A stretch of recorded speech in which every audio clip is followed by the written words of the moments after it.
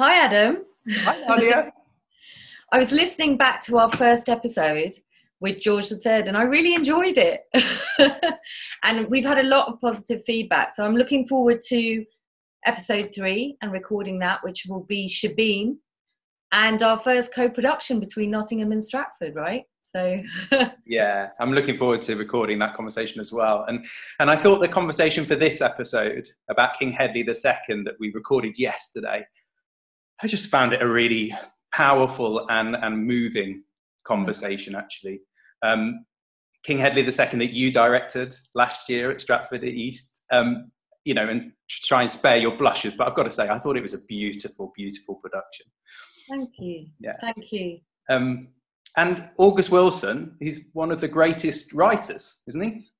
He's an absolute powerhouse. And I just think I really appreciated having that conversation and talking about August's work and legacy and celebrating the play, but also because it falls right in the middle of the movement for Black Lives Matter and that activism. And I think to recognise the moment we're in and the importance of it, it was really important to have that conversation. Yeah, I found it incredibly moving, actually. Absolutely. Set in the 1980s, against the backdrop of Reagan's America, King Hedley II is the 9th play in celebrated playwright August Wilson's epic series of 10 dramas. Dubbed the American Cycle, the plays chronicle African-American lives in the 20th century, from Gem of the Ocean, set in the 1900s, to Radio Golf, set in 1997. Characters often appear and reappear in different plays. King Hedley is the son of Hedley from the earlier Wilson play, Seven Guitars. He's recently been released from prison and returns home to the Pittsburgh's Hill District, a city in decay. Despite all the odds, King is determined to make a better life for himself and for his pregnant wife, Tonya. King has a dream of opening a video store with his best friend, Mr. They plot and plan in the backyard, but are interrogated by King's mother, Ruby, a former jazz singer who has recently returned after being absent for most of King's life.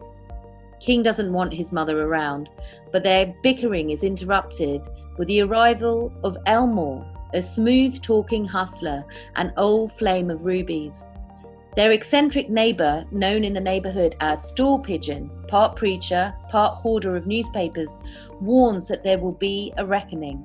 The production was described in Time Out as having an intensity and immensity that really underscores the vastness of Wilson's undertaking. We were joined in conversation by 3 of the actors from the 2018 Theatre Royal Stratford East revival and 2 guests from across the Atlantic, straddling 3 time zones between us. My name is Lenny Henry. I'm an actor and I was in King Hedley last year. I played Elmore. I'm Dexter, Flanders, actor, and I played Mr. My name's Cherrelle Skeete and I played Tanya. And my name is Constanza Romero Wilson. I am the executor of the August Wilson estate. Hi, and I'm Monica White Mdunu. I'm a director and I'm also a Black theatre scholar. It's great to have you all with us. Thank you so much. Nadia, I'm going to kick off with the first question, and it's actually to you. It's to the host or the co-host. Okay. You were director of King Hedley II. You're also artistic director of Theatre Royal Stratford East. Why did you choose to programme this play in your first season as artistic director? Good question. Well, I think as an artistic director, your opening season is a statement of intent. It's absolutely to, say what it is you love, the work you love, the politics you're behind, and your ambition, basically, for the theatre and for its audience. So, I mean, I absolutely love the work, the craft of August Wilson, the language, the storytelling, the fact it's from a Black perspective. And I just thought, and the expansiveness of it for a proscenium arch stage was some of the reasons. But also because, our theatre's history and legacy is totally a working class theatre and a Black theatre. From the 1970s, it was one of the first theatres in Britain to put on Black work. And so our audience is super diverse. And I knew for a fact that loads of our audience had never met August Wilson. They'd never seen the work. And I just thought, what a thrill it would be to put on one of the plays. And it totally paid off. I mean, even up to, you know, recently people come up to me and it's a standout play in production that people keep mentioning and re-mentioning. And that's why I wanted to offer it as the first discussion for this revival, because it's a play that I'm really proud of. And it comes at a moment, a really, really poignant moment where we have to recognize the huge tsunami of pain and anger and activism that's come out of the George Floyd murder, and before him, Ahmaud Arbery and Breonna Taylor, and after him just last Friday with Rashad Brooks, and on and on and on it goes. And I really appreciate that we're having this conversation and celebrating the work in that context, basically. So I guess I want to ask my first question to Lenny, which is, you've starred in 2 August Wilson plays, King Hedley at Stratford East, but also Flanders in the West End. What about the work and August Wilson's canon like captivates you and draws you in? Well, I think the experience of working on Fences with an all-black cast in the West End and on tour was an extraordinarily transformative thing for me. I'd been in plays before, but this is the first time I'd seen a play where black people and white people were sitting on the edge of their seat, leaning forward and crying almost. And it wasn't at the program prices or the drinks prices. It was literally following the text with their mouth open and weeping. And I just thought, this is something to replicate. And I want to be in a play that does this. Anything else seems frivolous. And so after Fences, which was an extraordinary experience, Nadia rang me and said, you should read King Hedley II. And I knew of the play, but I didn't know the play. And I read it. And the first thing I said was, damn, this is long. How are we going to do this in one night? This is long. And I'm still doing it now. I still wake up saying, where Tanya? I'm still in it. I'm still in the play. There's people in Stratford who are they've got PTSD to come out of that play. That was 9 hours long. But what I felt was that August seemed to be writing about Black Lives Matter way before the phrase was coined. This is Black Lives Matter. This is gun crime. This is what are we going to do with our children? How are we going to raise our children in this hostile environment? August was writing about that stuff back then. And when you see Hedley and Mr. trying to figure out a way to survive in this ghetto environment, and the only thing they come up with is get guns and rob a jewelry store, when you see that Hedley has done jail time, he's been part of the incarceration complex, this sense of there's no other way out of this but to steal and rob and to put your life at risk. This is tough, hardcore stuff. And for that audience in Stratford, it was like we were reading the news to them. They understood it. They got it. They understood the character. And, this play is not for everybody. There are arias. There are arias of huge speeches that talk about the experience, the life, the needless deaths, the poverty. But this play, for that audience, oh my God, after every show, people would stop. You couldn't get home. People wanted to share their experience. And I think that's why it was such an important thing to do in Stratford, because this play was like a hot wire umbilical cord to their soul. They wanted to share the experience. They wanted to tell you what they'd experienced too. And for that, I thank August, because there aren't very many people writing that kind of stuff for performers that look like me and George Floyd. So that's why I wanted to do it. Constanza, as Lenny says there, the play really resonated when it was on in Stratford East. As August's wife and as executor of his estate, what are you looking for in a revival of one of his plays? What do you hope for? And also specifically with this British production, was there anything that stood out to you about this production? Well, Lenny has just basically described my feelings about the play so beautifully. But what I look for in the future of August Wilson is, first of all, I want to hand it to future generations of Black artists, you know, whether they, you know, like August Wilson is even being translated into Spanish. I'm doing the translation because it speaks to so many disenfranchised groups.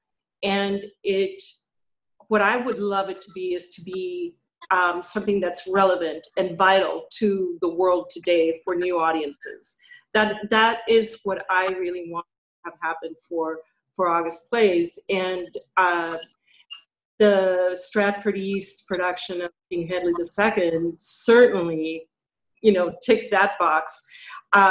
You know, what Nadia's and my first conversation about the play was that she was talking about the rise and the very real problem of knife homicide in Great Britain, in London, and the central theme, I believe, of King Hedley is, what is the human toll?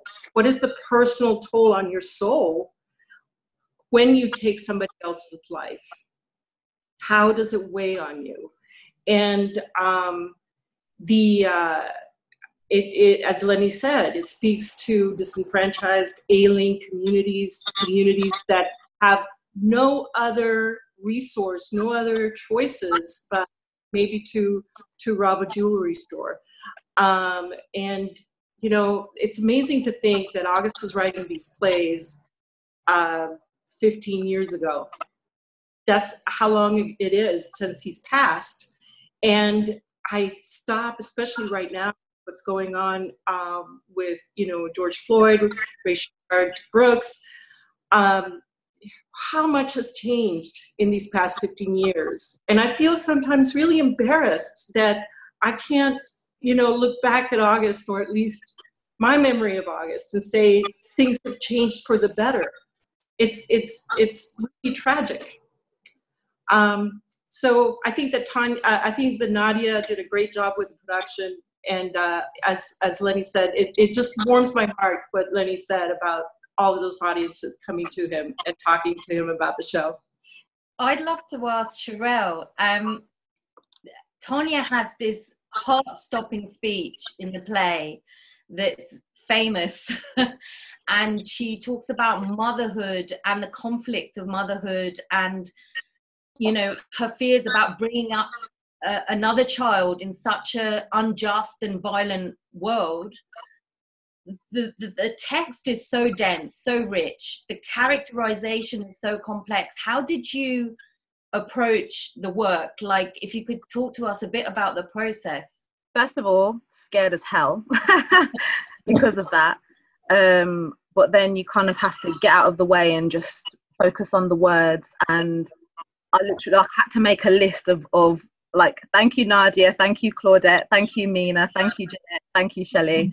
Because it was literally about layering step by step in order to really take the words and being able to take every single word and being able to have use for every single word. So even down to the fact that, you know, the first thing that's mentioned about Tanya when she walks on stage is the fact that she's wearing yellow blouse. And I thought, okay, brilliant, because we talked about the archetypes and the orishas, and I was like, okay, brilliant, I'm going to go with Oshun, you know, because what I feel like everything that August talks about is so ancestral. Like the moment that we did stuff with Shelley, it was just, and, you know, my ancestors are of, you know, were enslaved people. So I know that not to necessarily draw on that pain, because that's not necessarily helpful for me. Sometimes it is, sometimes it isn't. But to be able to protect myself, that was also really important because of that ancestral pain that lives within my own cells. But to layer it means that I'm using the words to excavate and to create the memory of Tanya that I feel like exists for me and my mum and my mum's mum and my mum's mum, and living in the UK as well. So I think also using music was really, really important. So we talked a lot about the blues. I listened to a lot of Bessie Smith. I listened to gospel music. Just music just touches the soul and bypasses the mind and intellect and just touches the heart. So yeah, I listened to Mahalia Jackson and Nina Simone, even connecting to where her joy would be, because I think that's really important to understand, because she goes through so much grief in the play. I had to know where her joy was. And for me, it was like, you know, I came to you, Nadia, and I was like, she needs to have a fabulous wig. You know, the first thing that she talks about, no, it's really important. I was like, the first thing she mentions is like, how do I look? That's the first line that she says when she comes on stage. So this is a woman that takes care. She cares about how she looks. And straight away, I was like, I had so much fun looking at, you know, the style, and, you know, looking at Oprah Winfrey, young Oprah Winfrey when she was coming up, the Claire Huxtables. And like, this woman has so much desire to go beyond her current circumstance. She's aspiring. She wants to move out of the hood. She wants a better life for her and her partner and her daughter. So I was like, that, you're going to dress for success. I mean, it's why Shaka Khan has the song, you know, sisters are doing it for themselves. So I was like, I'm looking at the socio-political time that Black women are experiencing and what they're aiming for, but also the very personal and real experience that she and a lot of women in her neighborhood are experiencing.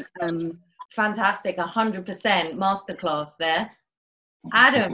I've got a question for Dexter, actually. It struck me watching the play that that this play, like so much of August Wilson's cycle, is really about the unjust criminal justice system and the criminalisation of the Black community. So King has just come out of jail. Both Elmore and King have both committed murder. That's one thing that sort of ties them together.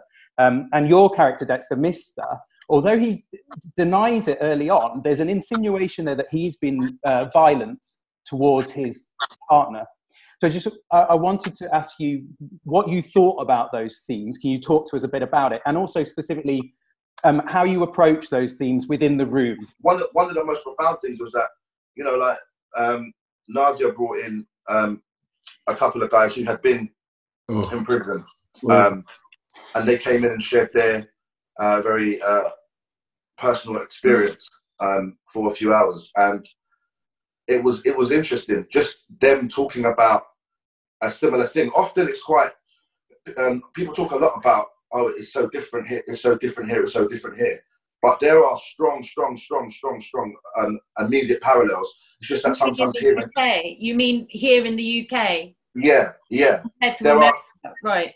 Yeah, so like when those guys came in and were sharing their experience with us, there were strong parallels to the play and the world of the play, and about the options that they've the options that they felt were afforded to them, and what they've done and how normal it was, and how they'd come through the prison system, and how they'd been beat up by police, and how a lot of these things, and you know, these two guys were the success stories. But the success stories, unfortunately, are not common. And so yeah, you know, I'll be honest with you, I didn't really ever get to the place where I completely, you know, there's a lot of sort of trauma from before in life, and then through the play, and now after the play, because it, you know, like this, August Wilson's work is my favourite work. And just simply because it speaks to pain. And I feel like my life is, I feel most comfortable speaking to pain. I've got a question for Monica, really, because Monica, you're an artist, a director in your own right, and an academic, and you've studied and worked on August Wilson so much, and right up to another playwright. So you recently directed Passover by Antoinette Nwandu, and so many of these plays have such raw, brutal truth to them that can be, I guess, very triggering to Black actors who have to perform them. these characters and these truths. It's not like, you know, you act a difficult world and you go out and the world is all cozy. No, that the world has this brutality and racism and injustice within it. And then for Black audiences too, that idea of being triggered, is there something in your own work and practice that you've come across or done to like tackle some of that? Yes, absolutely. First, I have to say again, thank you for inviting me to be a part of this conversation. Constanza knows I'm a huge fan of August Wilson, and I tell anybody I would not be doing what I do had I not encountered August Wilson's work and also the work of Ntozake Shanté. So the thing that really drew me to both of their works was the fact that both of these writers, somehow in the midst of writing about the pain and trauma of Black experiences, they also talk about the joy and the transcendence of circumstances through a variety of means. And in the structure of their plays, there's a sense of healing that's built into it that's not necessarily in the work of other artists. So not everybody writes the way that they do, where they seem to understand the need for a healing balm in order to engage with the pain that's embedded in the stories. And that's not to take away from writers who are writing differently. It's just to say there's a distinction. And so in my work, I'm writing a book right now that's called Acting Your Color: The Craft, Power, and Paradox of Acting for Black Americans. And in my research for that book, I've been chronicling the different ways that Black actors have been tackling the challenges of acting while Black for centuries. And so I go as far back as Ira Aldridge, who, has a very long history in the UK as well as in the US and throughout the world. And so within that, just looking at the ways in which they approach different roles, specifically roles that deal with stereotyping, and how do they address that in the preparation and performance of a role. Now, Nadia, you and we had a wonderful conversation leading up to your directing of King Hedley. And I remember that because during that time, I was also structuring my process for directing Passover. And I remember we were talking about how one of the things I was really worried about is my actors, because even Antoinette, in conversation with her, she says that play is very triggery, and it's intended to be so. And she calls it whiplashy. It's supposed to shake you. And my concern is when actors, especially hearing these wonderful artists talk about their process and approach to the roles, it's they have to go so deep into this. They have to touch parts of themselves that you don't want to show to other people. And they not only have to touch that, they have to bring it onto the stage night after night, day after day, and in front of people, right? So for me, I like to think about what can I do in my rehearsal room to create a safe space that allows these artists to engage with whatever parts of themselves and the characters that they need to in order to tell the story and tell the truth, right? And sometimes the truth really hurts. And so we work on different ways of how do we heal in the process of creating the story that we're going to tell together, but we're also thinking about how that story is going to touch audiences. And so some things like Nadia, you and I talked about, like having counseling services available for actors during that process. In our rehearsal room for Passover, we began and did each rehearsal breathing together and just coming together and connecting. Also recognizing in the rehearsal process when it's too much, when it's time to just stop. There was one point when we were rehearsing, we just stopped and started watching cartoons. Because second, we never did that. We danced. We did like loads of soca. I would have loved cartoons. Yeah, but it was part of the work, but it was a different approach to it because we talked about the difference between character and caricature. Right. Because that play, it's more absurd in its context. And so we just started, we were still working, but we worked with joy. with playfulness. And so just knowing when and how to shift gears. And at the end of every performance that we did in front of audiences, we had a healing circle where we actually had a healer that came in, and we cleared the space and held space for Black and brown people in order for them to be able to have a moment together to deal with whatever traumas were brought up by their experience of the work. That's incredibly inspiring. I think we need some of your knowledge, quick, smart, basically.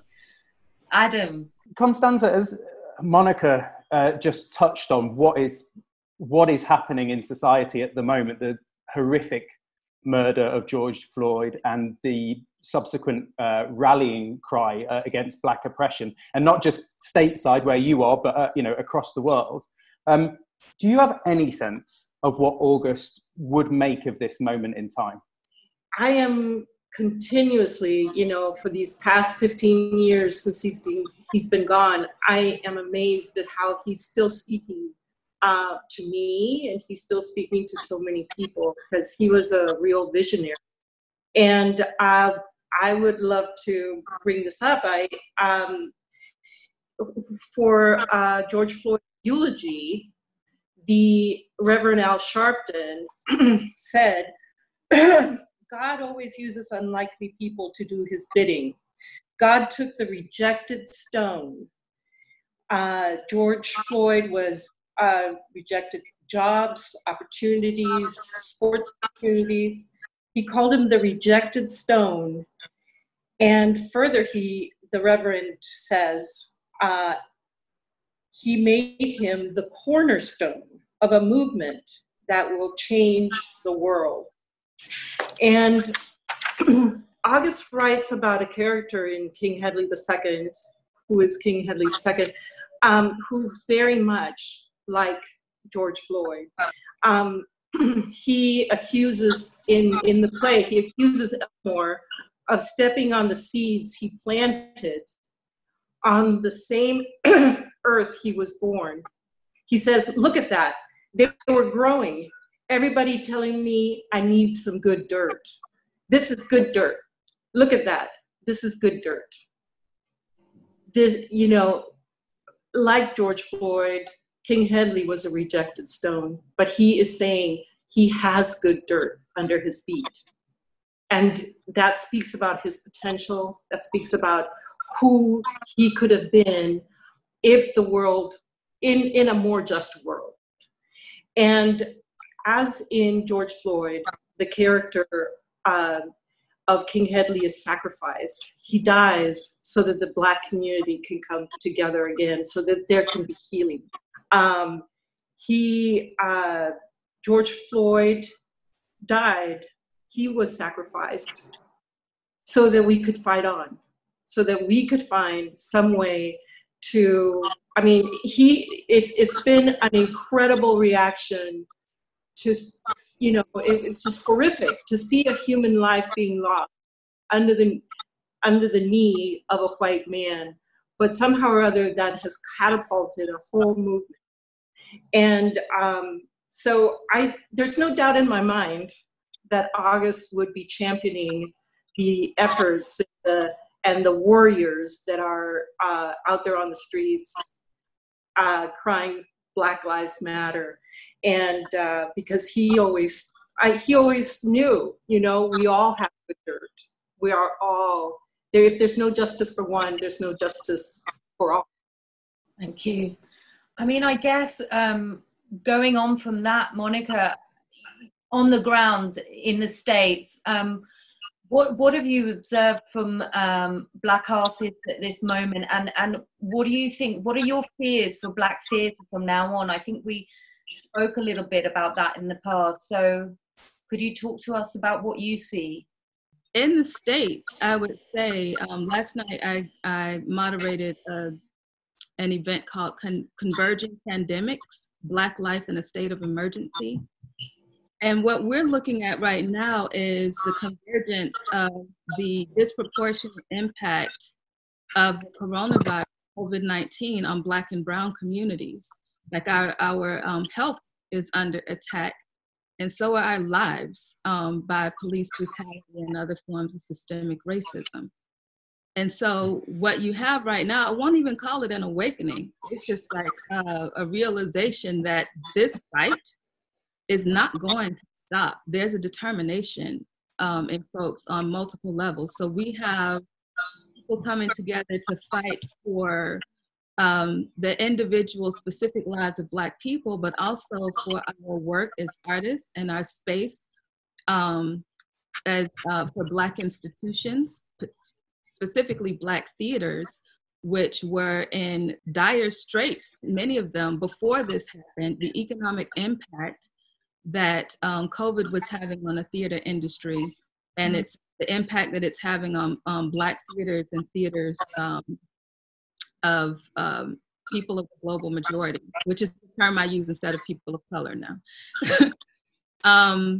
But those are very real concerns. And so people are mobilizing and fighting on multiple levels. We're fighting in education. We're fighting mass incarceration. We are fighting in the healthcare system.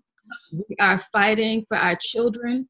We are fighting for every aspect of our lives, because the realization is none of this is going away unless we make it go away. And I'm really heartened to see the support from around the globe. We've seen the marches in the UK. We have seen the marches throughout Europe, Africa, around the world. And so we are hoping that this will be a global movement of justice for people of African descent. Thanks, Monica. Cherrelle, as Monica said there, right now she's using the term global majority, which is an incredibly powerful term and has real agency over other terms such as people of colour. You yourself co-founded Black Trust UK, I think in 2017, which is, I think, a network or a support group for Black female actors.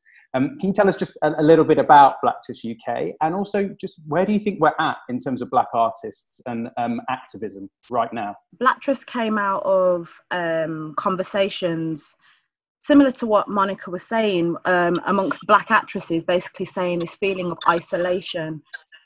We had an event last week Thursday where we collectively in a Zoom room of 240 Black artists agreed that we wanted to use the term global majority, so it's spreading. I think the feeling of isolation, you know, the racism, the misogyny, all the kind of isms and schisms that Black women were facing within their artistry, they needed a safe space to be able to talk about it, to realize it, to name it, and then to be able to heal it. So Black Trust, even though we are a grassroots support group, I use that term because literally the events that we curate and the workshops that we put out are a literal response to what is needed by the women. So I'm just the facilitator for that. So like last week, that was me facilitating a space because I could feel this lots of individual conversations between writers and directors and other actors wanting to connect and just being like, I literally just need a space to talk about what's going on. How do we move forward? And I say that, you know, the artists, we are the griots, you know, we are the ones that will bear witness. We are the ones that give hope, exactly what you were saying, Constanza, in terms of how hopeful. And I think in this moment in time, I know that a lot of artists were feeling hopeless, and that feeling of self-empowerment was fading, or a needing to connect, you know, the need to be nourished. I think there's something I always say that, you know, I take inspiration from Audre Lorde, who says, you know, there is absolute strength and liberation in community, and that's all it is. You know, I grew up in a hair salon, so I was always surrounded by Black women of multiple generations who I had to serve as the younger one and just sit and listen to stories. And we need stories. And I think for so long, you know, we've been going for 3 years. What we've just encouraged is for these women to validate their own experience. That was it, first of all, to just know that what you've experienced is valid and that you deserve a voice, and to make sure that you use it. We make the personal political first and foremost, but it's first of all acknowledging to what's connected. And all of our events are based around that. I feel like witnessing the awful murder of George Floyd and seeing so many institutions in this country saying they were in solidarity with Black people, but they hadn't acknowledged the suffering that was happening on this soil right now. And there was a lot of conversation saying, oh, it happens over there, it doesn't happen here, which further enraged people, because the way that racism operates in this country is very different. So different, but it's of the same. It's just a slightly different dialect, I think. And I think that, like I say, there needed to be an acknowledgement and a validation of like, no, I've gone through this. And, you know, to name the lives in the UK that have been taken by police brutality or under the Mental Health Act, and people being able to do the work and connect and be like, oh, Black Lives Matter here too. You know, we've been experiencing this thing where we feel like we've had to be so grateful or so thankful for the opportunities that we've been given. And that has almost silenced a lot of people, especially being in like majority white spaces.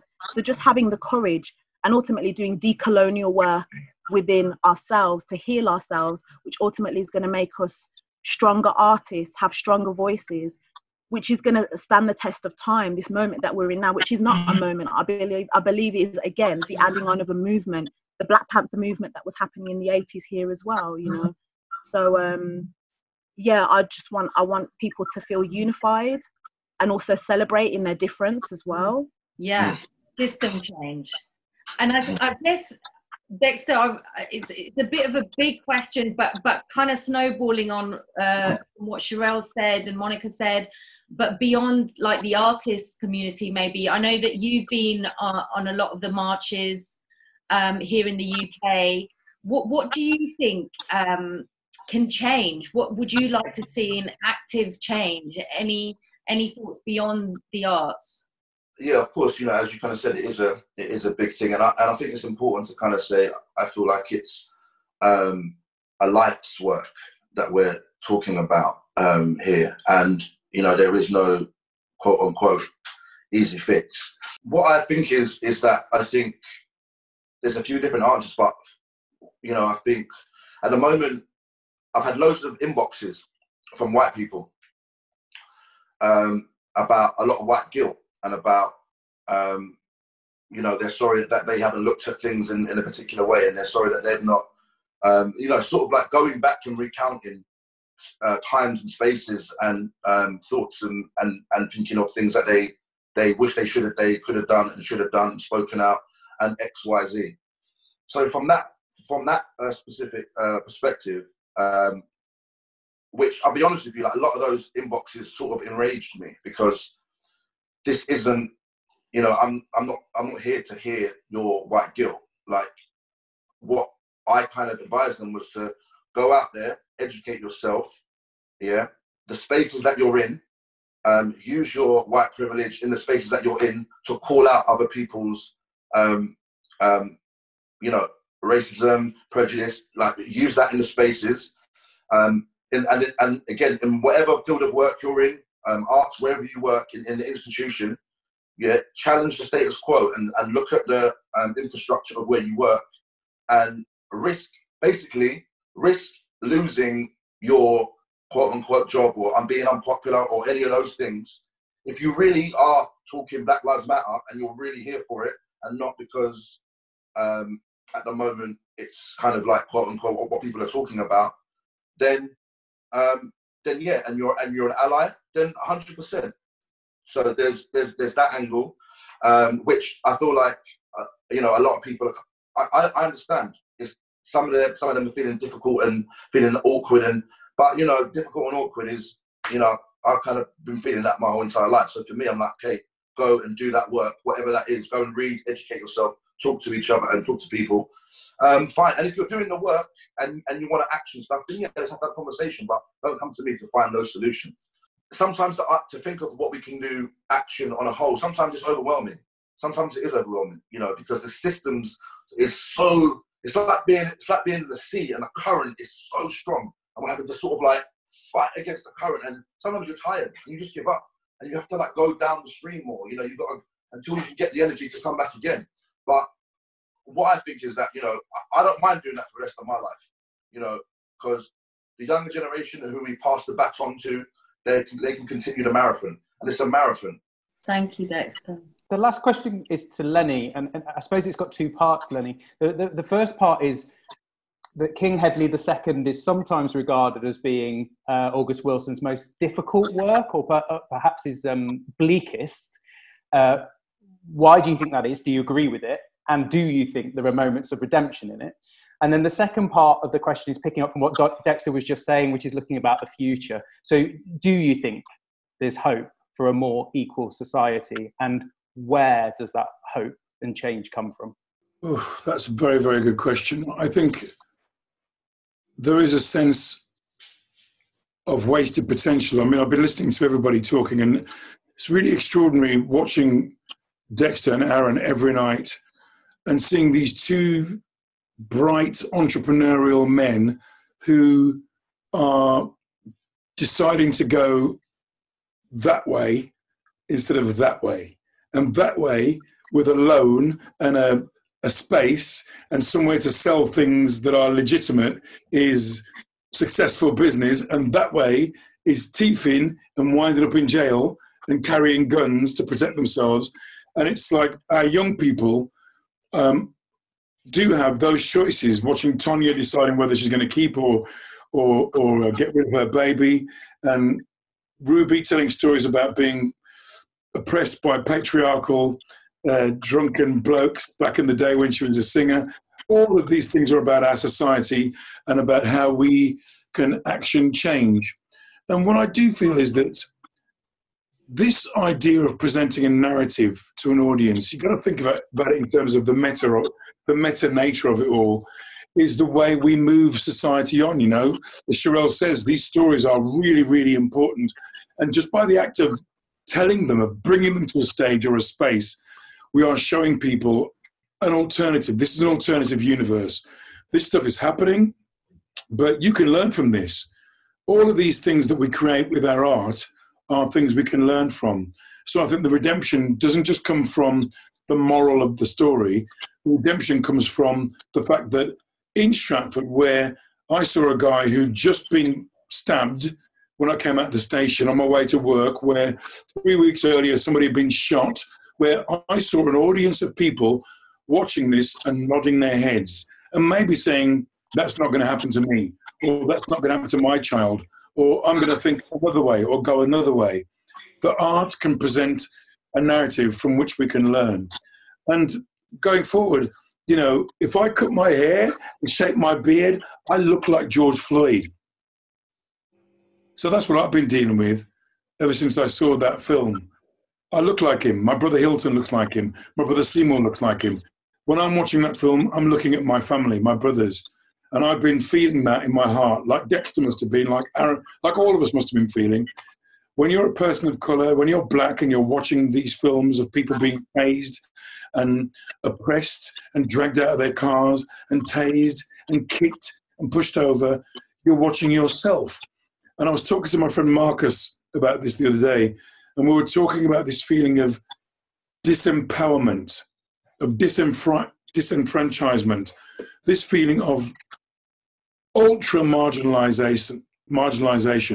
And what this global movement is doing is taking the center space, which is what August does with his work. Every time he came with a new thing, he went, boom, here I am. And guess what? I'm going to be on Broadway. And guess what? Here's the ghetto. And guess what? Here's ghetto people. And guess what? This is what we're dealing with every single day. And for that audience, which I think was predominantly white, they would sit there like this and go, oh my God, what's August coming with now? And what he was coming with now is the truth. And through truth, through narrative, through this extraordinarily meta way of telling you the way we are by being ultimately truthful and talking about slavery, talking about the things nobody wants to talk about. Suddenly you're saying, this is a roadmap to the way out, but you've got to listen. And here's what, you know, I know that when they first did King Hedley, it was over 4 hours long. And when we did it, it was 3 hours and 40. And I know there are shorter versions of it, but it's almost like we had this story and we had to tell it. And you couldn't shorten it. You couldn't. You had to tell the story. And if you're sitting in that audience, male, female, gay, straight, from the prison industrial complex or not, you would sit there and your ears would be opened, because when Stool Pigeon started that preaching and that rapping at the end of the play, mixing up the Bible and Greek myth and this extraordinarily onomatopoetic rant, you know, we had to open our hearts and our ears and listen. And that's what August was about. He's, you know, I work with a global majority. We used to call it diversity lobby group, but we don't call it that anymore. But we're trying to come up with global solutions. We're trying to think of what can we do to have redemption, to force change. And you know what's great? The young people are doing it. The young women are doing it. The young gays, the young straights, the young trans, they're doing it. They're out there. They're showing us by example what to do. And okay, people disagree with statue toppling and burning down Target or the Apple store in Brooklyn or whatever. But you know what? Like Kimberly said the other day, if we don't own these things, we're going to burn them down because they're not ours anyway. We're going to get your attention. You're not listening to us? Oh, look, you are now. And here's what we've got to say now that you're listening. But it's important to shape the solutions and shape opinion. And like Cherrelle says, talk. And by talking, come up with a roadmap. This doesn't change without a roadmap. This doesn't come without solutions. And if we can think of a way to shape solutions and shape a roadmap forward, then like August's plays, we will have done something really important, and George Floyd's life will not have been in vain. Thank you, Lenny. Thank you so much, all of you, for speaking so powerfully and so openly.